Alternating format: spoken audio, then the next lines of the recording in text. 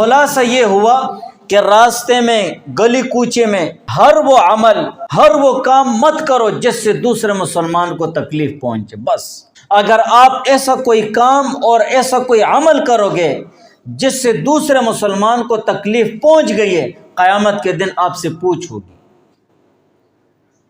اگر آپ کے اس کام اور اس عمل سے دوسرے مسلمان کو تکلیف نہیں پہنچی ہے تب بھی آپ سے پوچھ ہوگی۔ کیوں؟ کیونکہ آپ نے حدیث پر عمل نہیں کیا ہے، آپ نے بدنظمی اور راستے کا حق ضائع کر دیا ہے۔